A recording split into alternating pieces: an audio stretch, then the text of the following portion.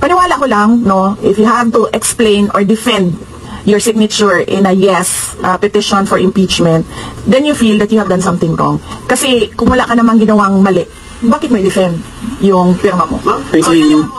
Paniwala ko. Yes. Endorsing senators, lalo na sa PDP place, especially that may possibility na mag-overlap yung trial sa left house. Hindi pa namin nagpapag-usapan kung ano yung gagawin ko for the upcoming campaign and election.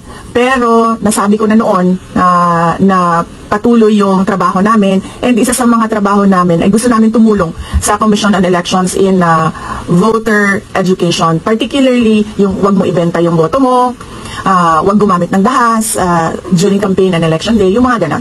Ma'am, paano nyo lang po sa ating mga kababayan sa nangyayari po ngayon sa ating bansa? Yes, sabi ko na kanina sa statement ko sa ating mga kababayan na patuloy na sumusuporta, nagmamahal, nagdarasal, napakahalaga nun, ay manalig lang sila dahil sa taong bayan ang tagumpay. Nanong naakadiri sa Manila na taga Davao man ka? Thank you, VP Lydia. Yes, sir.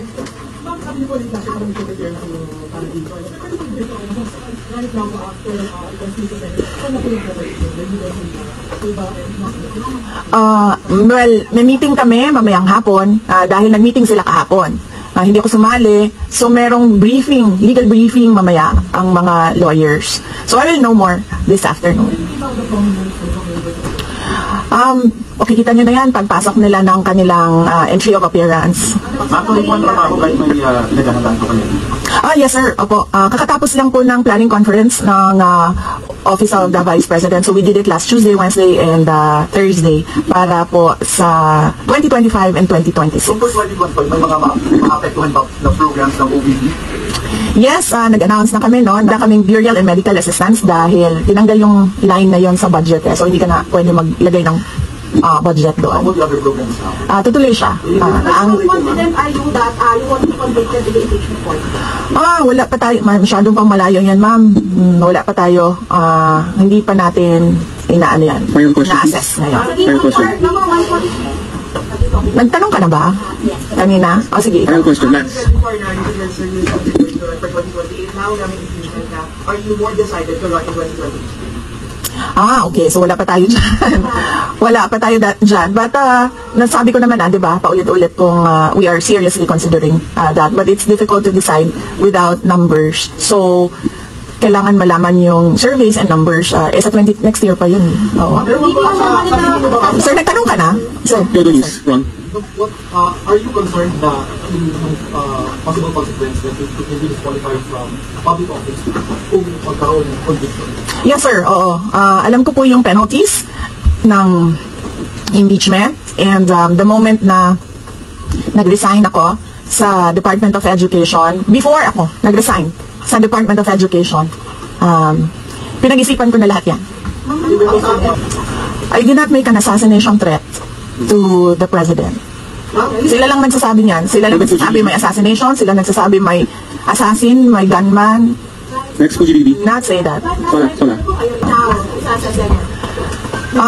Supposedly received the impeachment complaint, the other close na because of the last session. Well, that is their prerogative as a body, no? So, we have to respect the Senate kung ano yung desisyon nila. Dahil sila yung mga nandoon sa loob. So far, you feel assured about your allies at the Senate? We haven't talked. I have not talked to my friends in the Senate. Wala. Last question, please. Bakit?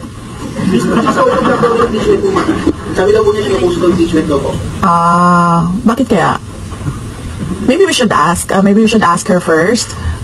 Bakit niya ibablock yung impeachment? How do you people, hindi nga supportado yung impeachment, pero number one na, walang problema yung consulted actually.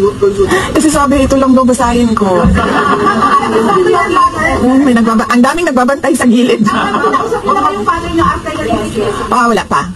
But nagpadala ako ng message through sa kanyang assistant, and sinabi ko na, ano ba sinabi ko? Hindi ko maalala. I think I said, everything will be all right. Yun nata ang sinabi ko. His reply was a song. MacArthur's Park. So, nagpadala siya ng video na kumakanta siya. Hindi ko pa nabasa, ma'am, yung complaint, but I understand lahat ng mga complaints na na-file sa House of Representatives nabasa na ng mga lawyers. Sandali, Sarah. What's wrong, Bowie?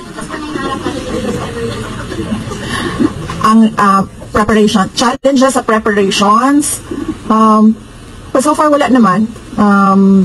Wala naman kaming na-overwhelm kami kasi ang daming mga lawyers na nag-signify na tutulong sila sa defense.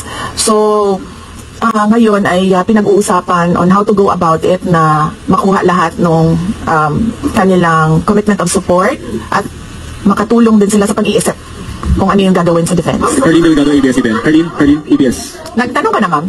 Wala pa, maximum.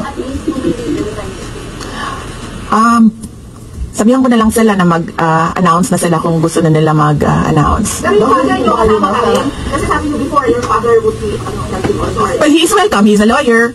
So he is welcome to, give his advice, input in the defense. Yes? Yes.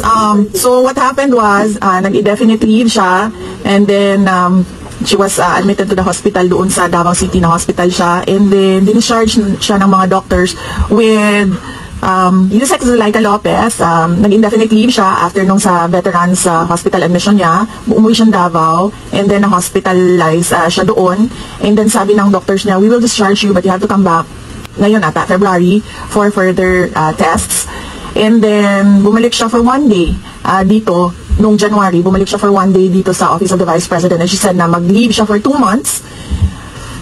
And then I said yes, take the time that you need for your health. And then after a week, bumalik siya, nung January, after a week, bumalik siya dito, and then she said hindi ako mag-leave. So sabi ko, okay, welcome back. Nakikipag-usap kayo sa INC, then sila po yung nag-rally against para mag-community.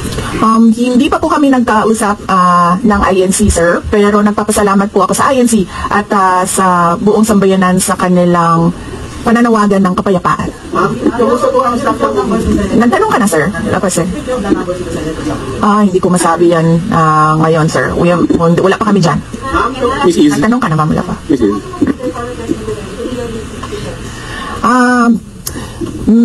He will, maybe if he wants to, he can be part of the defense team, but because of his age and because of rigorous preparations in an impeachment case, baka sabihin ko sa kanya na huwag na lang siyang mag-leave dahil medyo may edad na si former President Rodrigo Duterte. He's already 80 years old this year. Kumusta po ang staff ng OBP after they had yung impeachment? Ano po naramdaman po nila na when you were impeached by the House? Ano naramdaman ang staff ng OBP? Are they sad? Are they worried po ba? Hindi ko alam, pinagtatawanan lang nila ako dito sa gilid kasi hindi daw ako sumunod. Sabi, basahin lang daw talaga ito. Ha? Okay. Kung pwede namang hindi, and I understand, pwede naman. Hindi na. Oo. Kasi baka ma-intimidate lang sila lahat sa presence ko doon. May mga plano po ba kayo para itulak ang pag-audit, lalo na po sa mga community sa natin na ginagamit ang pera o pondo ng gobyerno para pagdakto pag-amin? Hindi ko na muna sagutin yung tanong na yan ngayon, ma'am. Doon muna tayo sa God Save the Philippines. Make up pointers. This may or encourage their supporters to take the street to rally. Sa panahon ngayon, ma'am, na sobrang mahal ng presyo ng mga bilihin, lalong-lalo na ng pagkain, sasabihin ko sa mga supporters sa taong bayan na unahin muna nila ang trabaho and negosyo nila kesa sa mag-rally sila sa mga daan. Dahil marami o lahat tayo breadwinners. So, merong mga bata o merong mga kapamilya na nagdidepende sa atin. At tayo naman ang social media capital ng buong mundo. Kung gusto talaga nilang magsalita at tumulong, doon na lang sila sa social media kung saan nakakatrabaho pa rin sila. Pero nagagawa nila kung ano yung nararamdaman nila na gusto nilang gawin. At yun ay magsalita at marinig sila ng taong bayan at ng mundo. Make up Flores, pointers. Are you not confident that you have enough allies to avoid the convention with the Senate acting? Hindi ko pa naisip yan, sir. I've not counted numbers of votes in the Senate, so we are not there yet. We are still, the legal team is still in the preparation of the defense and what we will do moving forward.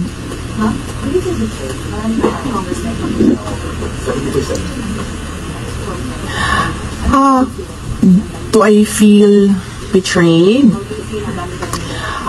Actually, ma'am, wala akong feelings. Wala akong feelings about it. Kasi, kung napapansin nyo, wala naman kasi talaga akong barkada na politiko. I don't join their circles. But we are friends, yes. But kung ninong at ninang lang ng mga anak, walang ninong at ninang na politiko ang mga anak ko. Maliban kay Stonefish, dahil nandoon si former President Erap Estrada.